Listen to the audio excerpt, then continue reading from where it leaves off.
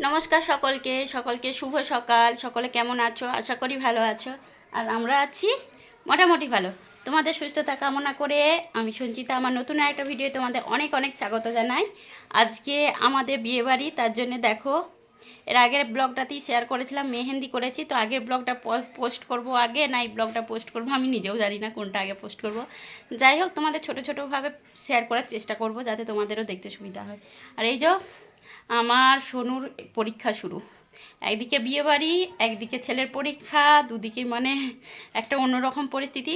দেখি কতটা কি সামাল দিতে পারি, যতটা পারবো তোমাদের সাথে শেয়ার করার চেষ্টা করব। ভিডিওটা কন্টিনিউ দেখতে থাকো, স্কিপ করো না, অনেক ইন্টারেস্টিং জিনিস দেখতে পাবে। চলো ভিডিওটা কন্টিনিউ দেখতে থাকো, ভালো করে দেখবে। তার ছেলেকে স্কুলে দিয়ে আসি, তারপর তোমাদের সাথে আবার দেখা করছি। ছেলেকে স্কুলে দিয়ে এসেই আমি সোজা স্নান করে রেডি হয়ে গিয়েছি, আর তোমাদেরকে ভয়েস দিচ্ছিলাম কিন্তু মাইক বাজছে, তো সেই জন্যই কিন্তু ভয়েসটা আমাকে মিউট করতে হয়েছে। যে স্নান টান করে আমি সম্পূর্ণ রেডি হয়ে নিচে এসেছি, আর এইদিকে আমার ননদও রেডি হচ্ছে। আমার ননদ রথে এসেছিলো, থালি ছিল, সেও রেডি হচ্ছে। তাকে আমি সমস্ত কিছু গয়নাগাটি যা যে টুকিটাকি আমার আর কি কেনা আছে সেগুলো দিচ্ছিলাম, আর সে পড়ছিল। তারপরে সবাই মিলে চলে গিয়েছিলাম পুজো করাতে অলরেডি চলে গেছে বাজনা বা বাকি সব মানুষজন। আর আমাদের একটুখানি লেট হয়ে গিয়েছিল বলি কিন্তু আমরা তারপরে হেঁটে হেঁটে বেশ কয়েকজন রয়ে গিয়েছিলাম, তারাই হেঁটে হেঁটে যাচ্ছিলাম। এই যে সবাই মিলেই দেখো পেছন দিকে। এরপরে মন্দিরে গিয়ে ওইখানে পুজো করানোর ওখানকে যাই, তারপরে তোমাদের সাথে শেয়ার করছি কে আছি না আছি, কে কি করছি সবটা। দেখো আমরা সবাই মিলে পুজো করাতে চলে এসেছি। সবাই দেখো কতগুলো আমার ব্লগে ভয়েস চলছে, ব্লগ চলছে, সব উল্টো পাল্টা কথা বলবি না। এই সবাই মিলে একবার হাই করে দাও। ননদিনীর বিয়ে, আমাদেরও ননদিনী কিন্তু নিজের ননদিনীর বৌদি। আমার এটা তো বলার কিছু নয়, এইটা তো সবাই এটাকে সবাই চিনে আমার সাথে দেখে দেখে। এইটা আমার ননদিনী, সবাইকে ভালোভাবে দেখে দিচ্ছি।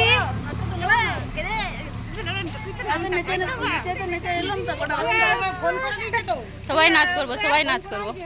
ওখানে পুজোর ওইখানেতে বেশ অনেকটা দেরি হয়ে গিয়েছিল, আর আমরা কিন্তু খেয়ে যাইনি। আর এখন গ্রীষ্মকালে এত গরম আর রোদ, আর প্রচুর খিদেও পেয়ে গিয়েছিল, তাই ঠাকুরের পুজো প্রায় শেষের দিকে তখন আমরা চলে এসেছিলাম, এসে খেতে বসে পড়েছিলাম, মুড়ি খেতে আর কি।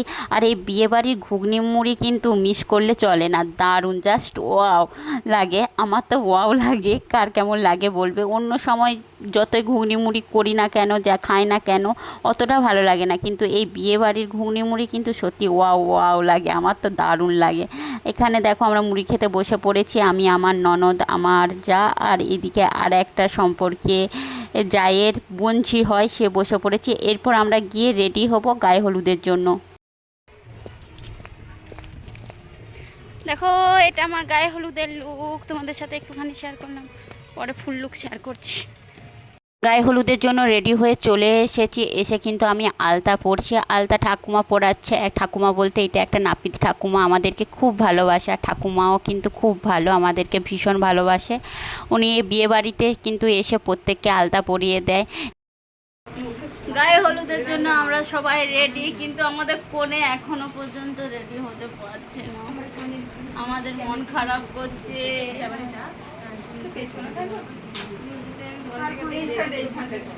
এই কেমন হয়েছে সবারই সাজ, সবারই কেমন লাগছে দেখো, আমাদের কোনেকে দেখে দাও।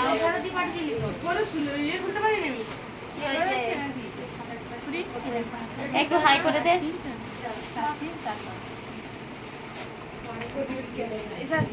আমার সব আছে। গায়ে হলুদের সময় সবাই একসাথে হলুদ জামা কাপড় পরেছি, যে যেমন ছেলেরা পাঞ্জাবি আর মেয়েরা শাড়ি। আর এটা হলো কনের দাদা, তোমাদেরকে একটু দেখালাম। আর বৌদিকে তো আগেতেই দেখেছি। আর এখানে দেখো আমরা প্রত্যেকেই কিন্তু একদম সুন্দরভাবে সেজে গুজে রেডি হয়ে গেছি, কিন্তু কনের একটু সাজতে দেরি হয়েছিল, তার জন্য এখানে সবাই দাঁড়িয়েছিলাম। আর আমার ছেলেকে কিন্তু স্কুল থেকে অলরেডি আমার শ্বশুরমশাই নিয়ে চলে এসেছিলেন, আর আমি এদিকে রেডি হচ্ছিলাম বলে উনি গেছিলেন ছেলেকে স্কুল থেকে আনতে। আর ছেলেকে দিয়ে স্নান টান করিয়ে হলুদ জামা পরিয়ে সেও চলে এসেছে গায়ে হলুদের এইখানেতে, খাওয়া দাওয়া করে। আর পরীক্ষা মোটামুটি ভালোই হয়েছে বললো। তো বিয়েবাড়ি তো আর আসবে না, তো পরীক্ষা যা হোক এখন তো আর অতটা ইম্পর্টেন্ট না, ছোট যেহেতু।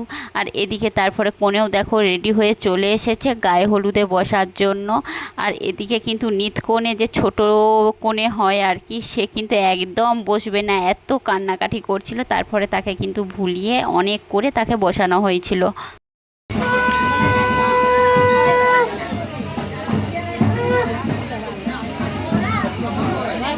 গায়ে হলুদ অলরেডি শুরু হয়ে গেছে, দেখতে পাচ্ছ। আর এদিকে শুরু হয়ে গেছে সবাইকে হলুদ মাখিয়ে একদম ভূত বানানোর মতন অবস্থা।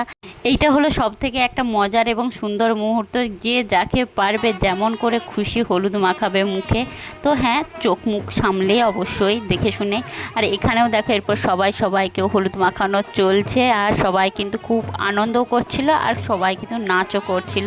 আর এখানে তো সব আমাকেও তখনও পর্যন্ত লাগায়নি, এরপরে কিন্তু আমার মুখেতেও পুরো একদম হলুদে পুরো ভর্তি করে দিয়েছিল।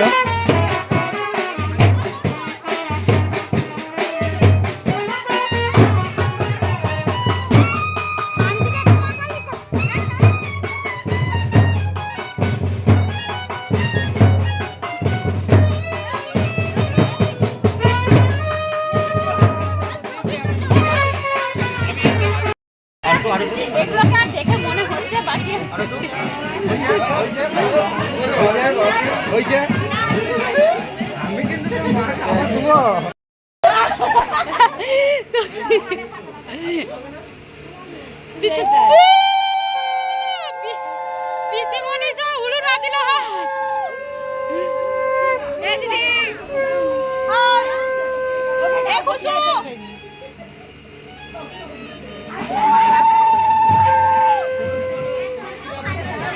অনেকের অনেক রকম নিয়ম থাকে, আমাদের কিন্তু নিয়ম আলাদা।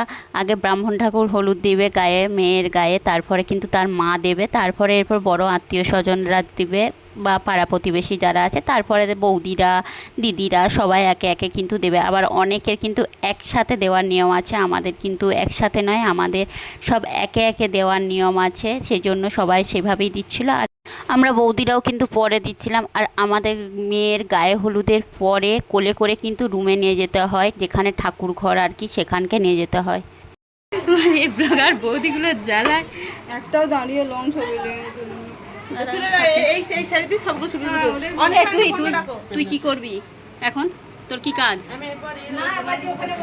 এদিকে গায়ে হলুদ কমপ্লিট হয়ে যেতে প্রায় 1টা 1:30 বেজে গিয়েছিল। তারপরে আমরা সোজা চলে গিয়েছিলাম কিন্তু খাওয়া দাওয়া করতে, দুপুরের খাওয়া দাওয়া করতে। একদম হাতটা ধুয়ে সোজা খাওয়া দাওয়া করতে বসে পড়েছিলাম। এরপরে গিয়ে চেঞ্জ করব, দিয়ে ফ্রেশ হব। আর এত রোদের মধ্যে কিন্তু আর খুব একটা বেরোবার ইচ্ছা নেই। তবে এরপরে যে ব্লগটা আসবে সেটা হলো রাত্রেবেলায়, এই ভিডিওটা এই পর্যন্ত সেটাতে আসবে আমরা রাত্রেবেলায় কি করছি না করছি সবটা। যাই হোক, এই ভিডিওটা এই পর্যন্ত। সকলে ভালো থেকো, সুস্থ থেকো, সকলকে টাটা।